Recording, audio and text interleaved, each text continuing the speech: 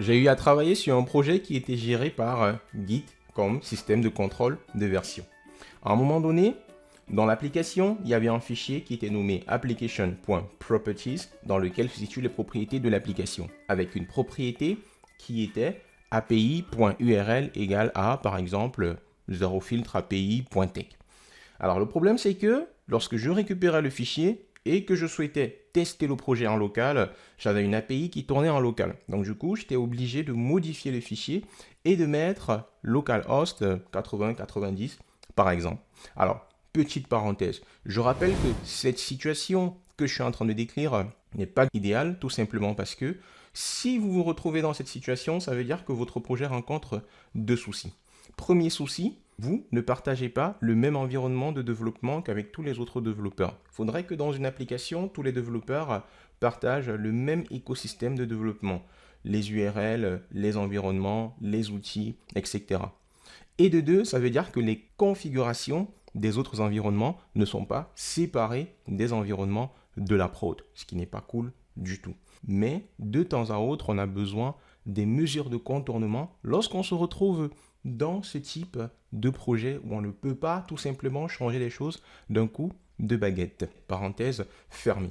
Alors, je reviens en arrière. Donc, j'avais donc besoin de changer l'URL de ce fichier, mais cependant, il fallait que je me rappelle tout le temps, avant de pousser, de remettre l'URL qui était normalement utilisée en production. Parce que si jamais je poussais avec cette URL-là, alors on aurait pu, lors des code review, oublier de le voir et pousser cela en production, et ainsi l'application serait tombée. Une fois de plus encore, c'est quelque chose qui ne devrait pas arriver. Mais il fallait que je fasse gaffe. Alors, à quoi est-ce que j'ai pensé? J'ai pensé à ignorer tout simplement ce fichier, c'est-à-dire le mettre dans le fichier gitignore. Mais si je le mets dans un fichier gitignore, ça veut tout simplement dire que plus personne ne pourra pousser rien du tout sur le repo central concernant ce fichier-là. Par exemple, si l'URL de l'API change, alors personne ne pourra récupérer non seulement ces changements-là, ni encore moins le pousser sur le repo parce qu'il se situe dans le fichier gitignore. Donc ça, ce n'est pas cool du tout. Sauf si on enlève ce fichier-là du fichier gitignore. Et là, on revient à la situation de départ. Alors, quelle est la solution qu'il faut appliquer? Alors, il faut trouver un moyen d'ignorer les changements venant uniquement de mon poste, mais continuer à prendre en compte les changements des autres. C'est-à-dire quoi? Il faudrait que lorsque je modifie l'URL de mon fichier, que je puisse faire un push sans me casser la tête, sans avoir peur de bousiller le projet, et que lorsque d'autres personnes modifient l'URL et qu'elles mettent peut-être une URL à jour parce que l'URL de l'API a changé, que je puisse récupérer cette URL-là pour pouvoir travailler et être à jour. Alors, pour cela, il peut exister deux situations. Première situation, le fichier sur lequel on travaille n'a jamais été ajouté à l'index Git.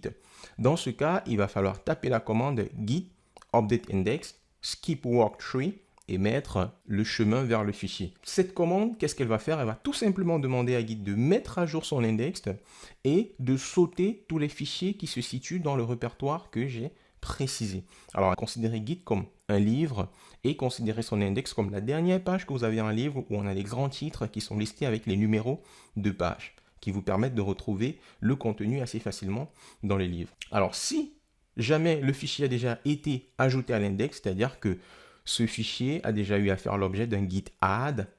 Alors, dans un premier temps, il va falloir dire à Git, ce fichier qui a été rajouté à ton index, lorsqu'il change, suppose qu'il n'a jamais été changé. Donc pour ça, on va taper la commande git update index assume on change.